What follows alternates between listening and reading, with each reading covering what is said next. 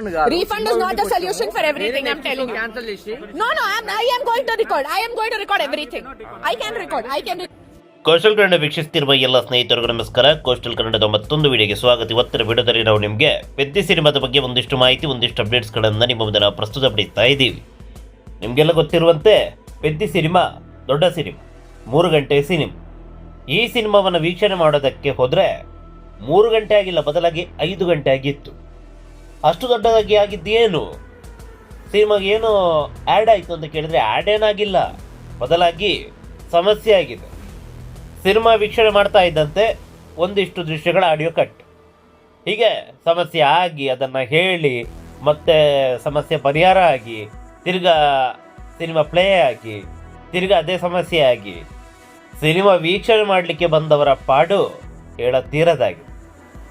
ಆ ಮಟ್ಟದಲ್ಲಿ ಸಿನಿಮಾವನ್ನು ವೀಕ್ಷಣೆ ಮಾಡೋದಕ್ಕೆ ಬಂದವರಿಗೆ ಈ ಚಿತ್ರಮಂದಿರದ ಸಾವಾಸವೇ ಬೇಡ ಅನ್ನುವ ಮಟ್ಟಕ್ಕೆ ಮಾಡಿಬಿಟ್ರು.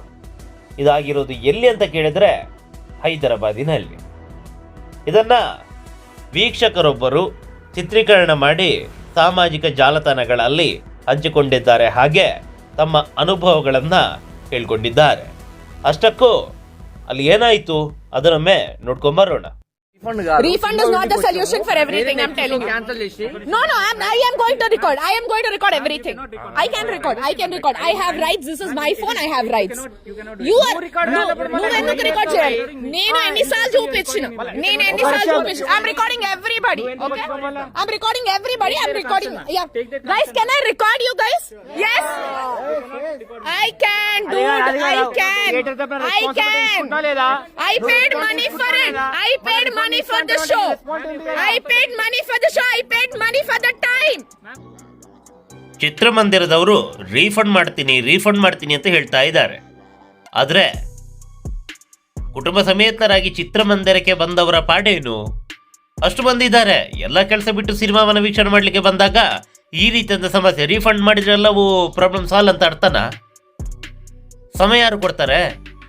ಈ ಸಮಯದಲ್ಲಿ ಅವರು ಕೆಲಸ ಮಾಡ್ಬೋದಿತ್ತಲ್ಲ, ಅಥವಾ ಬೇರೊಂದು ಸಿನಿಮಾವನ್ನು ನೋಡ್ಬೋದಿತ್ತಲ್ಲ, ಅಥವಾ ಇದೇ ಸಿನಿಮಾವನ್ನು ಬೇರೆ ಚಿತ್ರಮಂದಿರದಲ್ಲಿ ನೋಡ್ಬೋದಿತ್ತಲ್ಲ. ಇದೇ ಸಿನಿಮಾವನ್ನು ಬೇರೆ ಚಿತ್ರಮಂದಿರದಲ್ಲಿ ನೋಡ್ತಾ ಇದ್ರೆ ಮತ್ತೆ 2 ಗಂಟೆ ಉಳಿತಾ ಇತ್ತು. ಮಾಡೋದನ್ನೆಲ್ಲ ಮಾಡಿಬಿಟ್ಟು ರೀಫಂಡ್ ಅಂದರೆ ಹಣ ಹೋಯ್ತು, ಇಲ್ಲಿ ಈ ಕಡೆ ಟೈಮು ಹೋಯ್ತು. ಹಣ ಮತ್ತೆ ಸಂಪಾದಿಸ್ಬೋದು, ಟೈಮ್ ಸಂಪಾದಿಸ್ಲಿಕ್ಕಾಗತ್ತಾ? ಬಾಯ್ ಬಿಟ್ರೆ ರೀಫಂಡ್ ಅಂತಾರೆ. ಇರಲಿ, ಈ ವಿಚಾರ ಪಕ್ಕಕ್ಕೆ ಇಡೋಣ. ಮತ್ತೊಂದು ಕಡೆಯಲ್ಲಿ ಇವರು ತಮ್ಮ ಸಾಮಾಜಿಕ ಜಾಲತಾಣಗಳಲ್ಲಿ ಒಂದಿಷ್ಟು ಬರಹಗಳನ್ನು ಬರೆದಿದ್ದಾರೆ. ಅದೇನದು ಅದನ್ನು ಕೂಡ ಒಮ್ಮೆ ನೋಡ್ಕೊಂಬರೋಣ.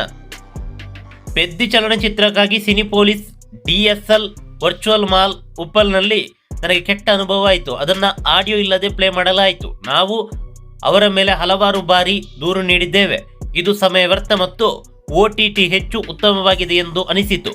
ಚಿತ್ರವನ್ನು ಆನಂದಿಸಲು ಸಾಧ್ಯವಾಗಿಲ್ಲ. ಅವರು ಮರುಪಾವತಿಯ ಬಗ್ಗೆ ಮಾತ್ರ ಚಿಂತಿಸುತ್ತಿದ್ದರು. ನಾವು ಕುಟುಂಬದೊಂದಿಗೆ ಸಮಯ ಕಳೆಯಲು ಮತ್ತು ಸಿನಿಮಾ ನೋಡಲು ಬಂದಿದ್ದೇವೆ. ಈ ರೀತಿಯ ಅನುಭವ ತುಂಬ ಕೆಟ್ಟದಾಗಿತ್ತು.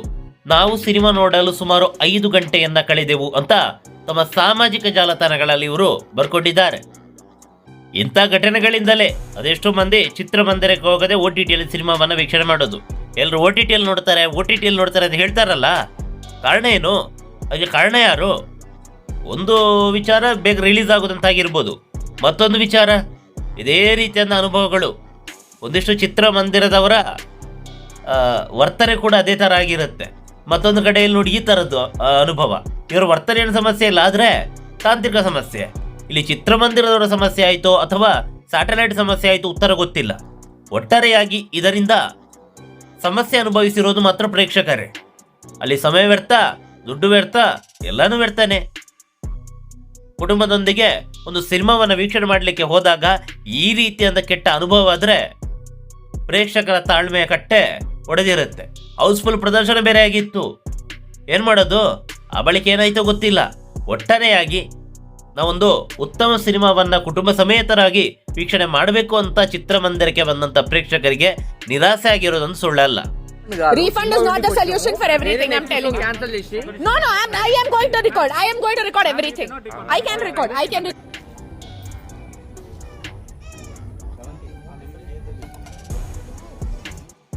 ಮುಂದಿನ ಎಪಿಸೋಡ್ನಲ್ಲಿ ಮತ್ತೊಂದಿಷ್ಟು ಚಿತ್ರಮಂದಿರಗಳ ಬಗ್ಗೆ ಮಾಹಿತಿಯನ್ನು ಕೊಡ್ತೀವಿ. ಅಲ್ಲಿ ಪೆದ್ದಿ ಸಿನಿಮಾ ಯಾವ ಮಟ್ಟಕ್ಕೆ ಅಬ್ಬರಿಸ್ತಾ ಇದೆ, ಹಾಗೆ ಅಲ್ಲಿ ಯಾವ ಸಮಸ್ಯೆ ಆಗಿದೆ ಎಲ್ಲವನ್ನ ಎಳೆ ಎಳೆಯಾಗಿ ನಿಮ್ಮ ಮುಂದೆ ನಾವು ಪ್ರಸ್ತುತ ಪಡಿತೀವಿ.